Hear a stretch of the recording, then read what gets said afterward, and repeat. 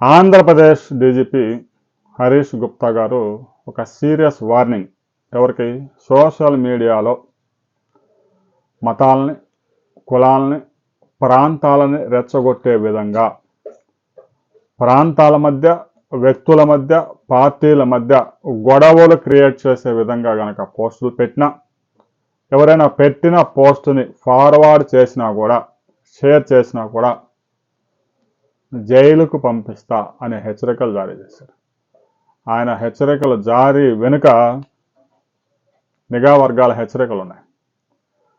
నకిలీ మద్యం విషయంలో కూటమి ప్రభుత్వమే ములకల చెరువులో, ఇబ్రహీంపట్నంలో, రాష్ట్రంలో పలు ప్రాంతాల్లో చేయించింది అంటూ అసత్య పోస్టులు పెడుతూ వాటిని ఫార్వర్డ్ చేస్తూ ఉన్నారు. ఒక పద్ధతి ప్రకారం కూటమి ప్రభుత్వాన్ని బదనాం చేసేందుకు వైసీపీ నాయకులు వేసిన స్కెచ్లో కూటమి ప్రభుత్వాన్ని ఇరికిస్తున్నారు. 2019 నుంచి 2024 దాకా లిక్కర్ స్కామ్లో ఇరుక్కుపోయి 3,200 కోట్ల రూపాయల పైగా అవినీతికి పాల్పడ్డారు అని సిట్ విచారణలో కూడా తేలింది. సాక్ష్యాలతో సహా తేలిన అమౌంట్ ఇది. ఇక సాక్ష్యాలు లేకుండా తరలించిన అమౌంట్ దాదాపుగా 12,000 కోట్ల పైగానే ఉంటుంది. కూటమి ప్రభుత్వం వచ్చిన తర్వాత విచారణకు ఆదేశించింది. విచారణ కూడా చివరి దశ చేరింది.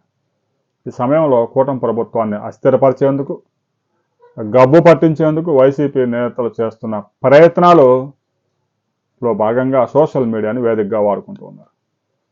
అసత్య కథనాలు ప్రసారం చేయడం, అసత్య వీడియోలు పెట్టడం, చంద్రబాబు నాయుడు ఇంటికి నేరుగా ఈ అవినీతి డబ్బంతా వెళ్తుందని చెప్పడం, వచ్చిన ఈ 15 నెలల్లోనే 52,000 కోట్ల రూపాయలు కొల్లగొట్టారు అంటూ కథనాలు రాయడం, వాటిని సోషల్ మీడియాలో వేసి లక్షలాది మందికి చేరే విధంగా షేర్ చేయడం, ఇదంతా ఒక పద్ధతి ప్రకారం ఒక మాఫియాలాగా జరిగిపోతా ఉంది. నిఘా వర్గాలు హెచ్చరికలు జారీ చేశాయి. ఇప్పటికే చిత్తూరు జిల్లాలో కొంతమందికి నోటీసులు కూడా జారీ చేశారు. పోలీసులు వాళ్ళందరినీ కౌన్సిలింగ్ ఇస్తూ ఉన్నారు. రాబోయే రోజుల్లో అసత్యకరమైన పోస్టులు పెట్టడం కానీ, ప్రాంతాల మధ్య విభేదాలు సృష్టించే ప్రయత్నాలు చేయడం కానీ, కులాలు మతాల మధ్య చిచ్చులు పెట్టి రాజకీయ ప్రయోజనాలు పొందాలని చూస్తే జైలుకు వెళ్ళడం ఖాయం. ఇప్పటికే వైసీపీ 200 యూట్యూబ్ ఛానల్స్ని లీజుకు తీసుకుందట. ఆ యొక్క ఛానల్ యొక్క స్ట్రెంగ్త్ని బట్టి నెలకు 50,000 నుంచి నెలకు ₹1,00,000 దాకా వాళ్ళకి పేమెంట్లు చేస్తూ ఉన్నారని నిఘా వర్గాల ద్వారా తెలిసింది. దీంతో రాష్ట్ర ప్రభుత్వం కూడా అప్రమత్తమైంది.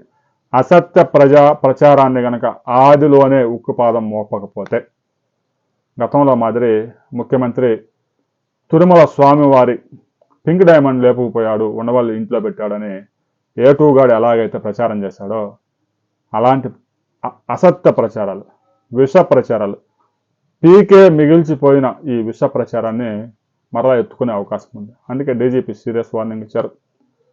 సోషల్ మీడియాలో పోస్టులు పెట్టేవారు 1కి 2 సార్లు ఆలోచించుకొని చేయండి.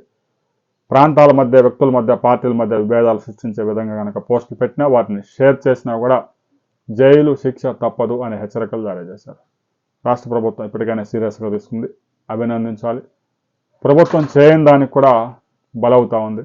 అలాంటి పరిస్థితులు రాకుండా ఇప్పటికైనా సీరియస్ యాక్షన్ తీసుకున్నందుకు వారిని అభినందించాల్సిందే. దీని మీద ప్రతి ఒక్కరూ మీ అభిప్రాయాన్ని కామెంట్ చేయండి.